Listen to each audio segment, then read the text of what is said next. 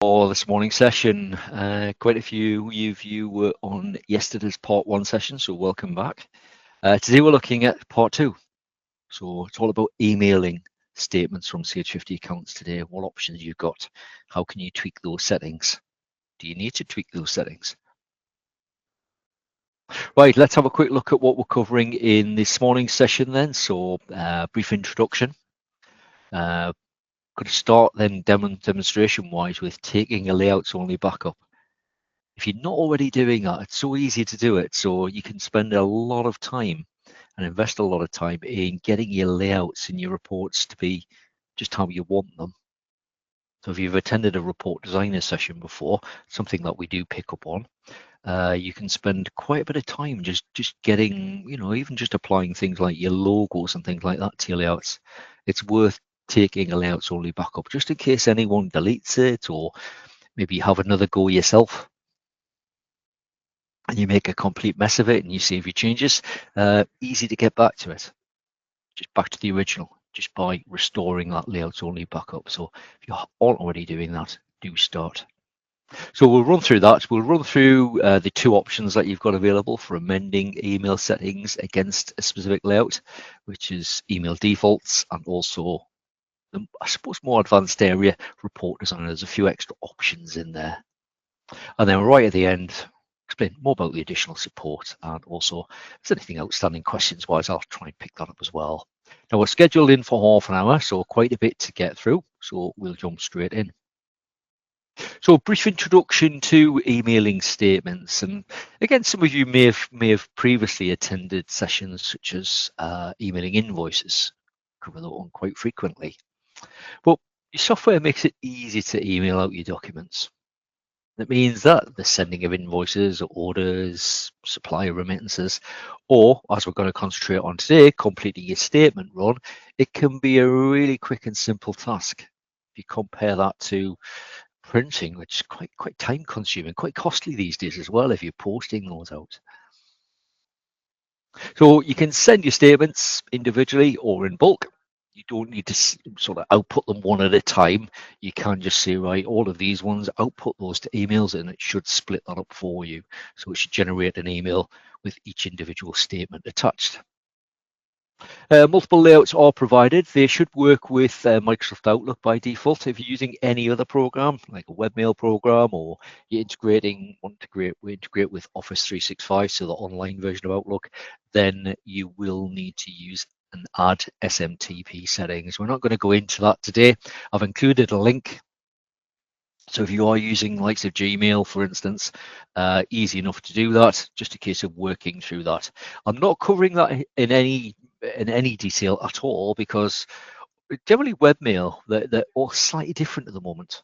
The way that you would configure to work with Outlook via webmail or Gmail via webmail, all slightly different. The way it might issue like passcodes and things like that. So they're all slightly different. If you want a little bit of advice on that, though, obviously there is information available from our help center.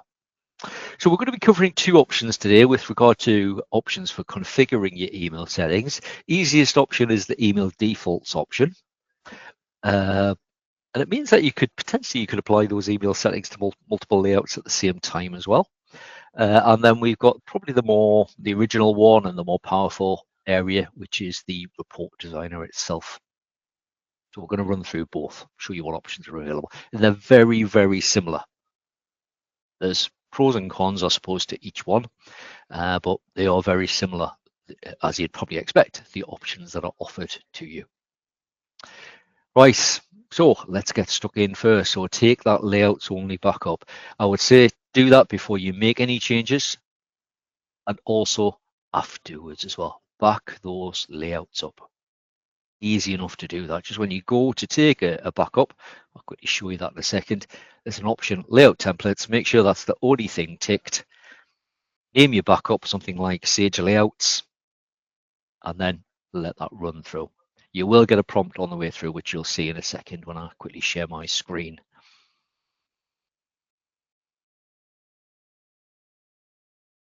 So if I just go to File at the top, down to Backup, So just click yes to close any other windows open in the background. This is the standard window that you're going to get. So it's this option here, layout templates. That's what I want to tick. I don't want to include data files just in case at a later date I want to restore my layouts. It means if I've got them backed up separate, I'm not overriding my data. With regard to reports, if you've amended any reports, created any reports, I would say, again, do a reports only backup. So people will just back up everything. But it does mean, again, if it's just a problem with a report or there's a missing layout, or you don't want to be having to restore data as well. So I would say always say do your layouts separately. So I'm just going to call that Sage Layouts. Just my typing skills today. And I'm just going to put mine on my desktop. Obviously, you can browse and choose where you want to save that file to. So I'll just OK that. You do get that warning saying you've not included any data files as part of this backup. Do you wish to continue? So yes to that. Just let it run through. It tells me it's been successful. Just OK that. That's it done. You've covered your back at that point. The reason I say that as well, the other reason is that if you've got things like your statement layouts, maybe you can already email them. You're just going to go in and amend your settings. Let's say you make a mistake, you change a setting and it no longer works. You just think, oh, right, I wish I hadn't bothered now. You can always restore that backup of your layouts only and you're back to where you were. So you're up and running again. Right, so what we're going to do is we're going to run through sort of the first area, first demonstration, which is looking at email defaults. So I mentioned already that you can email individual statements. Just select a specific customer, output the statement, email it out. But you can also email all statements or a batch of statements, and it will split that up. So it will generate multiple emails. It should do that automatically. The only reason it might not do that is if you've designed your own layout.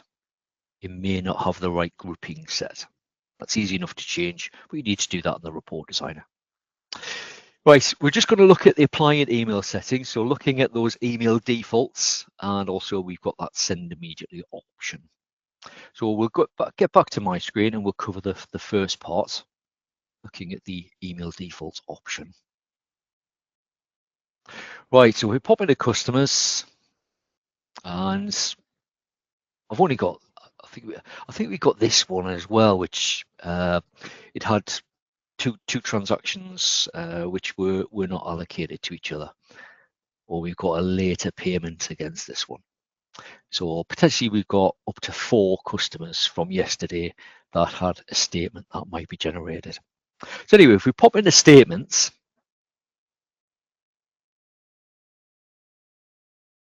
and pop into layouts, I've got the standard 5 layouts that we talked about yesterday. Now, if you all wanting to play around with the email settings, just experiment with them a little bit, what I would say is go via the report designer route. I'll show you that one in a moment, because you can then take a copy of your layouts. Now, some of these, let's say printer email, generally they will work straight away with Outlook. So if you've got Outlook installed on your PC, it will work with that quite happily. Now, to change the settings via the email defaults, what we do is we go to settings and then down to email defaults. So it's about halfway down that menu there. Email client. So in this case, I've got mine set to Microsoft Outlook. If you've got other options, such as you're using webmail, it'll then ask you for things like, right, what is it you're using? Most of them are on there. They're the ones that you'll be able to integrate with. So things like Google Mail, Google Apps, Gmail. Got mine set to outlook.com in the background. And it would just be a case of you popping the relevant information in here. And there's information in our help center to help guide you through that. If you try it though and get stuck, you can always get in touch with our support team.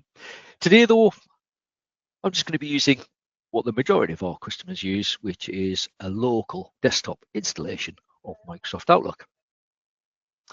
So just leave it set to Microsoft Outlook. You've got your various tabs along the top here. Obviously, we want to concentrate on statements. If you do toggle between the various tabs, you'll see that pretty much you've got the same sort of fields available to you. So on the statement tab, which is what we are concentrating on this morning, you can see we've got the to box. Now, by default, your email settings, they will default to email address 1 from the customer record. You can change that if required. So you can click the various options, change the CC address, subject line, etc. So CC address, for instance, it will let you choose them.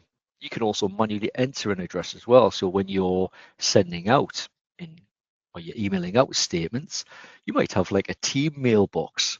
So a copy of that would essentially be emailed straight back to that mailbox as well, just so you've got somewhere to store them.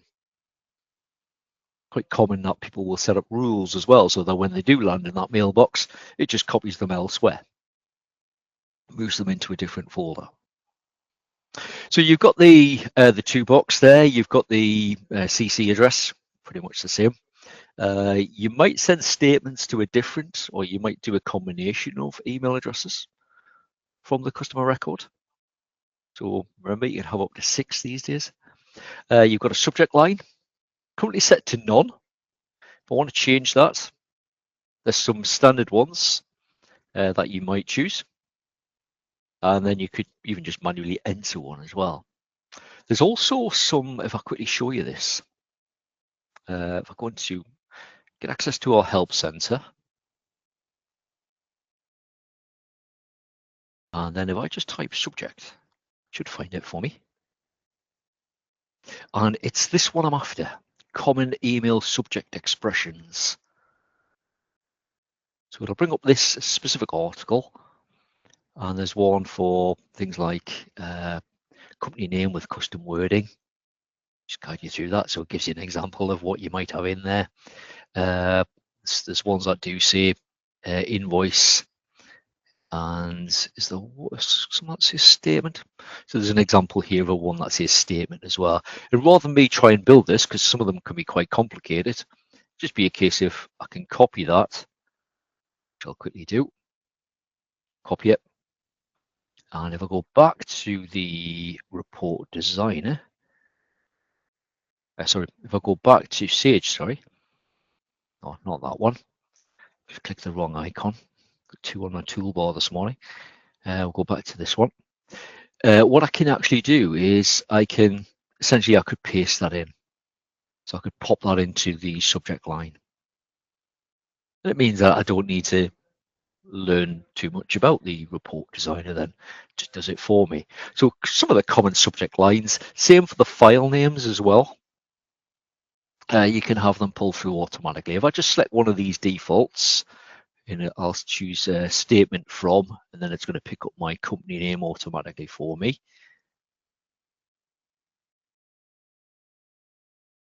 And then, so that's the top, essentially the top bit done. You've got your attachment settings. Now you'll probably find that these are just, again, standard sort of settings. Not many people tick this box to send information in the body of the email. So actually the detail of the statement, you can, but most people will attach the statement as a PDF document. So rather than that text that would be on the statement, rather than that just appearing as text in the body of the email, you're going to attach a PDF file. There is other attachments, but again, I would say virtually 100% of our users, you would use a PDF, and I think that's probably what you would expect to receive as well these days. So you've got the attachment file name, whatever you want to call that. Again, there are other options for you. You might include the date, when it's from, just, in this case, it's in August statement form, and it's got my company name in there. So again, you can pick and choose. I'll just leave it set as the default. PDF password, not widely used. It just means when the PDF is created, it can attach a password, and that password is set within the customer's record itself. I'll try and show you that one in a moment, where you would enter that. And it means that each individual customer potentially could have their own password if they needed that. That would be the same for any other email documents as well that you send across to them. By default, you've got this option here, override default Outlook signature. If you've got different signatures set up, they should just be available to select from the drop-down. And then you've got your sending options. Now, by default, if you're integrating with Outlook, it will actually save the email. It will output that and save it to your mailbox. Now, that, depending on how you integrate, it will either go to your inbox or it will go into your drafts folder. You do have an option to send immediately. It depends what you want to do. So if you're wanting to view the emails and then potentially add additional information in or attach other documents to those emails before you click send, then you want to save them to the mailbox. If you don't and you just think, well, I want the least number of clicks to just send all of them out in one go, then you would want to send immediately. If you integrate via SMTP, so rather than direct integration with Outlook, so if you integrate with SMTP, you won't have this option available. It will just send it automatically. So you don't get that option when you integrate via like a webmail software. It will just send automatically as you output them. But I'll save to the mailbox initially. And then what I'll do is I'll just click apply. And what it will do, it will give me a list. So what I want to do is, you don't want to just click statement, or if you're applying email defaults in other areas, you don't want to just click the option. What you want to do is expand it, and it will list the various layouts that you have available. So if I just use that first one as an example, and then I click OK, I get that progress bar as it changes and applies those email settings to that specific layout. The reason for not just clicking things like statement is that if I then click OK, it will apply those changes to all of those layouts.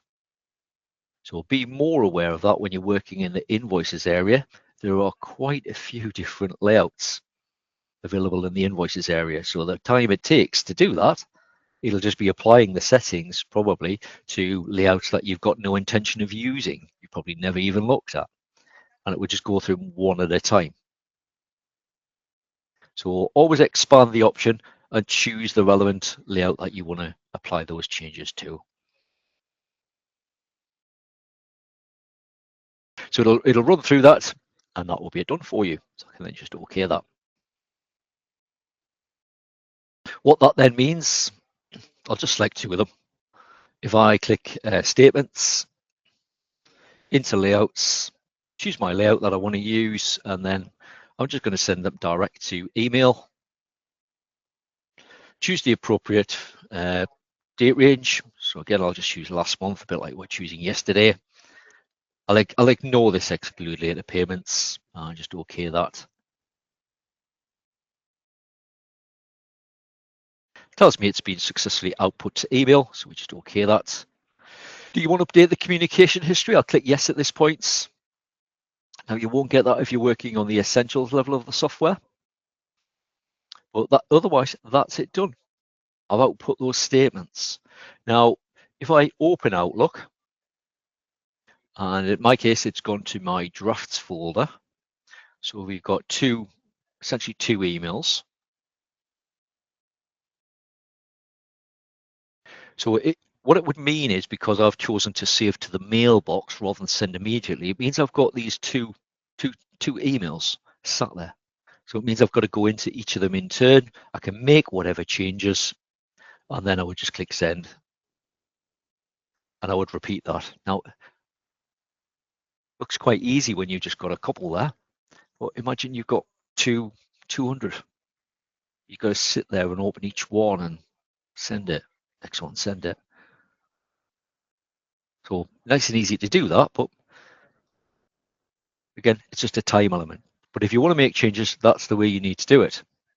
Now, if I go back to my layout, and I'll make some other changes, and what I'm going to do this time is I'm going to apply settings so it sends it immediately.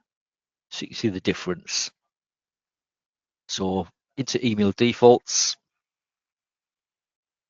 into statement, I'll just leave everything else as is. And rather than save to mailbox, this time I'm going to say send immediately. I click apply, choose my layout. It's the first one on the list. Click OK. OK, that's it done. Now, if I now go to statements, into layouts, choose my layout, output to email. I'll specify the same settings. So last month, just OK that. Tells me the report is successfully output to email, so we OK that one. Update the communication history, I'll just click yes, show you that one in a second as well. And if we go back to Outlook at this stage, you'll see there's nothing in the drafts folder, and instead they will be in my sent items. So those two there. So just off they go. So if you can imagine, you've got, let's say, 100 statements. You generate the statements, output them to email. You just let it go while it creates the emails for you and sends them. That can be a big time saver, that one. So that's using email defaults.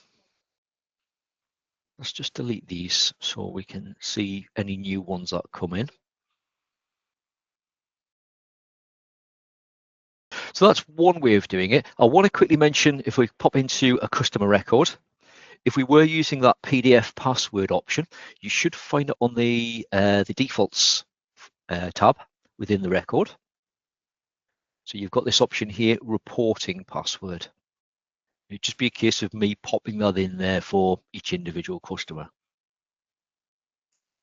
I think what you tend to find is that people don't use it because people try to open their PDF unless you've got some way of, you can specify a prompt, put a bit of text on their email when you send that out. To access the PDF file, you'll need your password and something that will prompt them for their password. A bit like if you got your pay slip, it might say, right, to access your pay slip, you'll need to key in your national insurance number, for instance. This can be set up to whatever you or the customer requires, though, if you want to use that. But it's not. I don't think that's widely used, particularly for just emailing invoices and statements. But it's there should you want to use it. Any questions so far?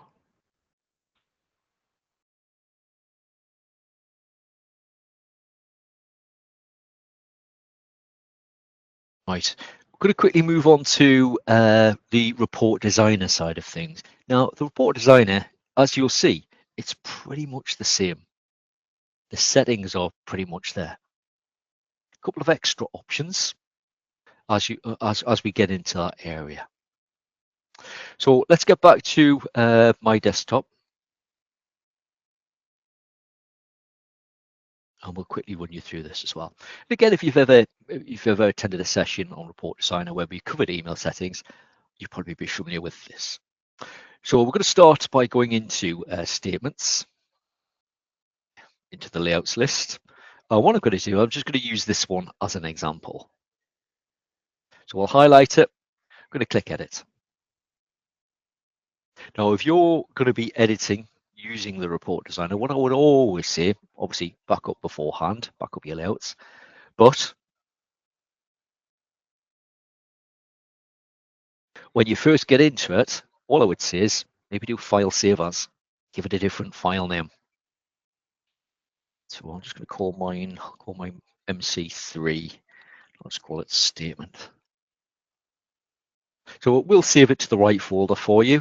Just click save on that one. What I'm also going to do is I'm going to go into report at the top, and I'm going to change the report properties. So the report properties is the report name and its description. I'll just put MC3 at the beginning of that one as well. And I'll also do that on the description. Obviously, you can put your company name in, whatever you want to call it. Just OK that. Now, the reason for doing that, it just means that your original is protected. And if I just save out and close it, you'll see that it appears on your list. Just appears at the bottom here. Might not appear on the bottom of your list, depending where you are. But obviously, it's based in, I think by default, it's in name order. So alphanumeric order there. My new one, just using my initials, it's on the end of the list. Right, so we'll edit this one, just so you can see the changes. We'll highlight it, click edit.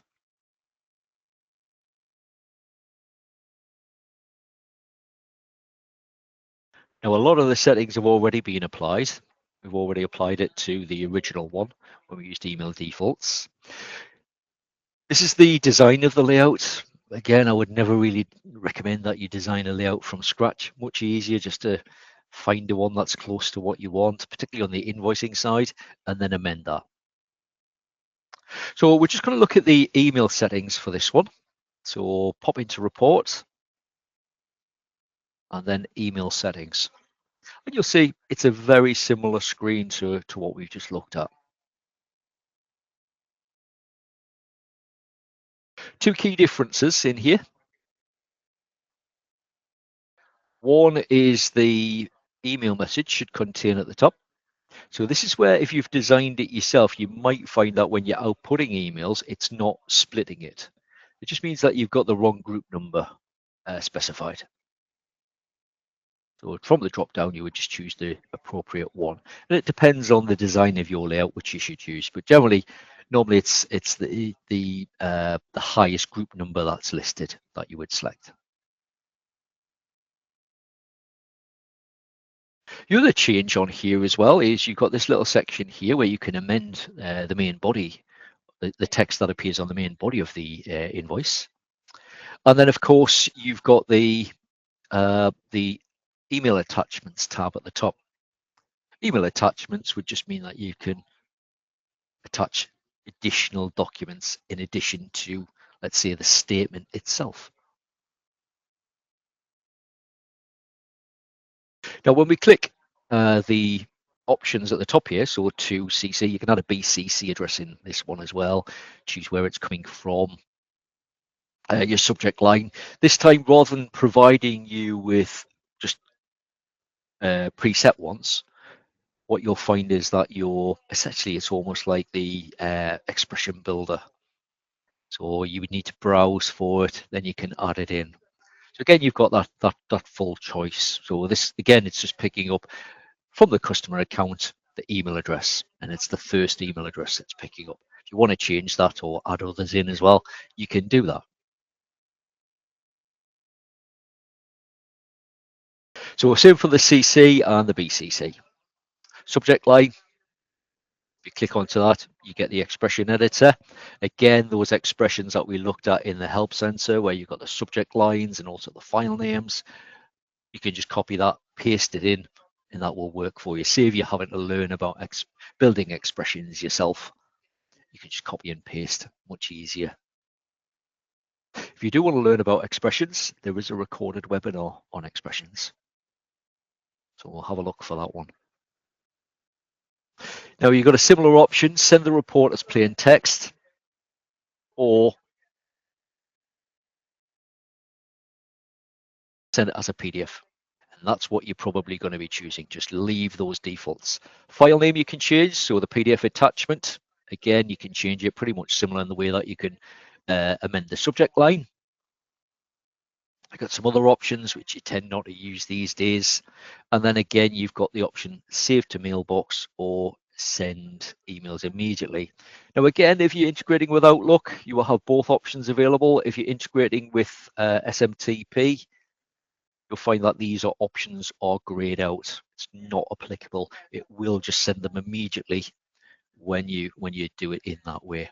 Now I just switch back to Outlook.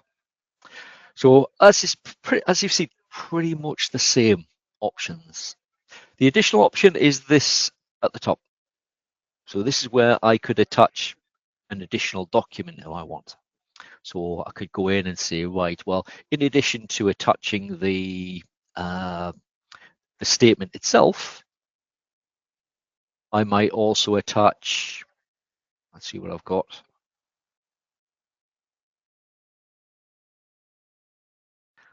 Oh, I moved it before. I was playing around with that and I moved it. I thought it's not my desktop. Why is that? Right. What did I call it? Sage demo or Sage webinar payment terms. So if you've got things like payment options, you've got that on a document, or maybe you want to send out some promotional material. Maybe it's payment options, bank details, payment terms, whatever it is. You've got the ability to attach an additional document if you want. The only thing to bear in mind with this, it does look to your local path. So if I'm attaching this to my email template, and let's say we've got John working on another PC, and he tries to use my template, it'll not be able to find this because this is referring to the hard disk of my PC for that additional document. So bear that in mind. You might need essentially two layouts that you can email out for it to work in exactly the same way. So we just OK that, save the changes. If you didn't do the file save as initially, it will prompt you that you need to do that. It will not let you go into Report Designer, make changes, and then just save those changes. It will make you do a save as just to protect the default layouts. So again, if we I'll just quickly output that. I'll do last month. OK that. Tells me it's successfully output to email. Do you wish to update the communication history? I'll click yes to that one last time. I'll show you that one in a second. And essentially that's it done. Just get rid of that message. I'll pop into my area here. And you can see in my sent items, it's got that there. And what it's also got, it's got the payment options attached.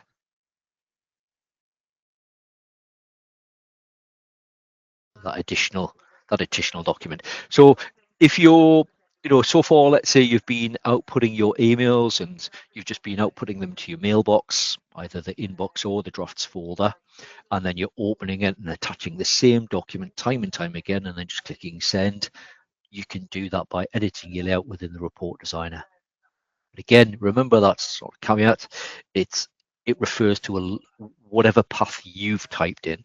If someone from another PC is sending that same layout and they don't have access to that exact same path, then they're going to get an error when they try and use that.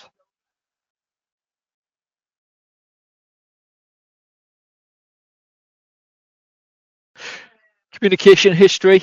So that prompt I was getting, all it does, if we go into the record, we go into the communications tab. See, I've got a few of these on here now from today. Just that prompt we got at the end. So do you want to update the communications history? I click yes. And it doesn't attach the statement itself, but it's just got a record of essentially subject. It was your layout or whatever it is that's been sent.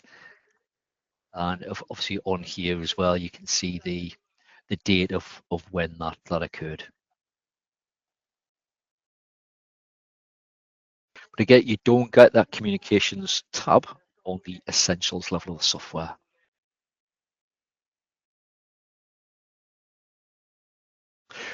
Right, let me try and pick up some questions here.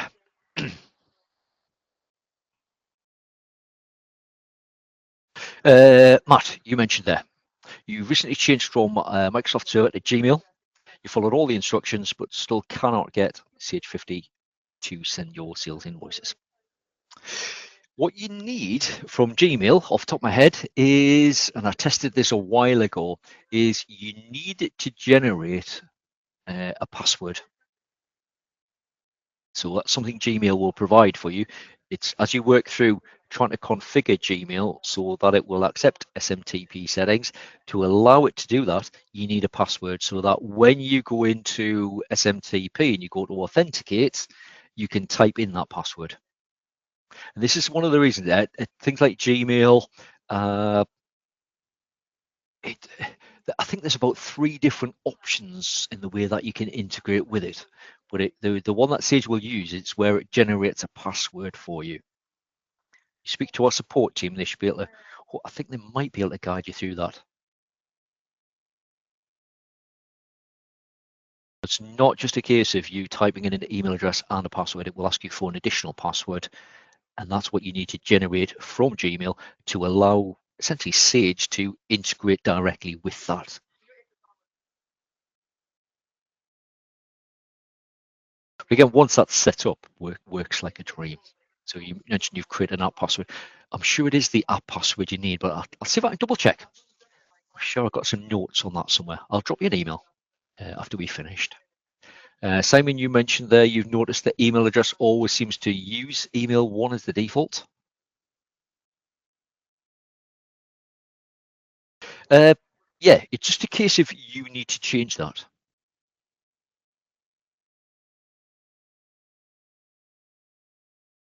So if you need to change the email address that, whatever it is, whether it's you're emailing an invoice or emailing a statement, you need to edit those settings and choose the appropriate email address. Otherwise, yeah, I think it just goes back to when I'm going to say email was first introduced into Sage 50.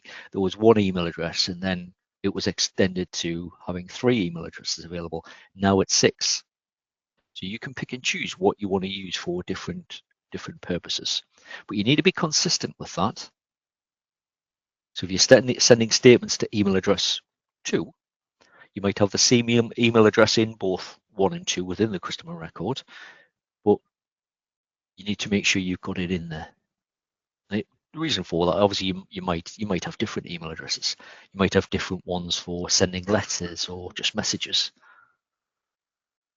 So you can pick and choose that, but it needs to be embedded essentially into the design of the layout.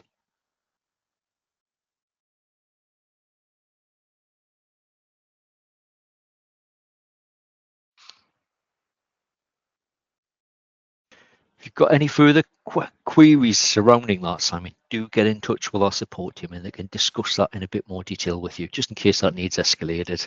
You know, if you can't fathom out what you need to do on that one.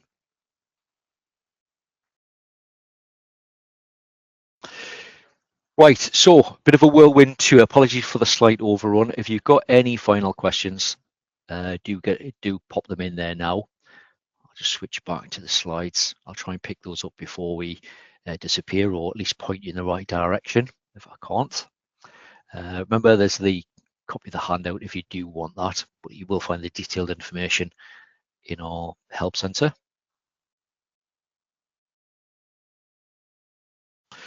Right, your follow-up email will be with you in round about an hour's time. It will include the links so that you can register for our other upcoming webinars, and so you can watch the recordings as well.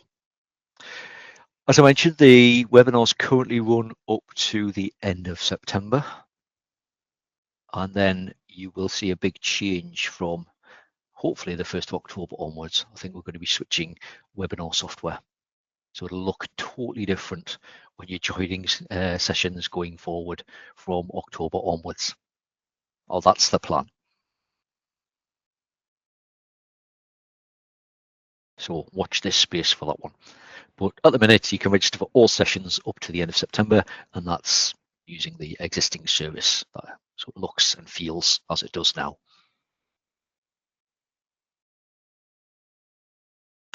Right, okay, so I don't think I have any other questions, so we'll just end the webinar just at that point. Many thanks for coming along. Again, if you've got any thoughts, ideas that you'd like to share in relation to webinars, topics you'd like to see covered, let us know. Complete the survey. It should take you about a minute max as you leave. And again, watch out for that follow-up email. Matt, I'll be in touch with you. I just need to check with a colleague and then we'll see if we can point you in the right direction. Otherwise, hopefully, I'll see you on some other webinars really soon. Many thanks.